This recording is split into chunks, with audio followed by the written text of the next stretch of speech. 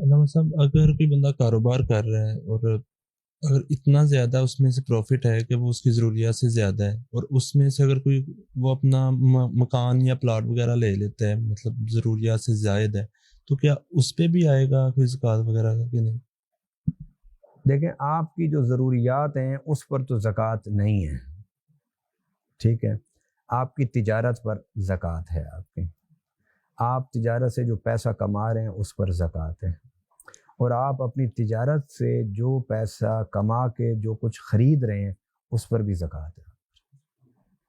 کیونکہ آپ نے وہ جو خرید کے رکھی ہوئی ہیں چیزیں، وہ بھی تو کاروباری نقطہ نظر سے رکھی ہوئی ہیں نا.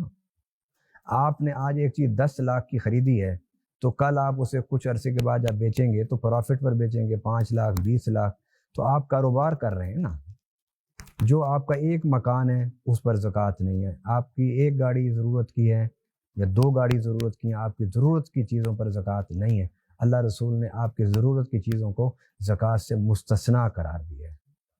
اور زکوٰۃ ضرورت کے علاوہ جو کچھ آپ کے پاس ہے اس پر اگر سال گزرے گا، اچھا سال گزرنے کی شرط ہے، سال گزرے گا تو آپ پر اس کی اور زکوٰۃ. علامہ صاحب، جو مطلب باپ دادا کی جائیداد ہوتی ہے، کیا اس پہ بھی کوئی ہوتا ہے یہ؟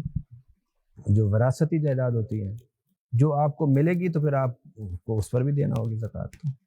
زکوٰۃ اس پر ہے جو آپ کی ملکیت میں ہے.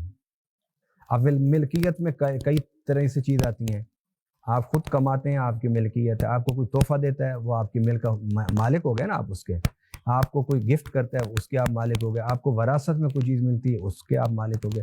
جس چیز کے آپ مالک ہو جائیں گے اس کی زکوٰۃ آپ کو دینا ہوگی.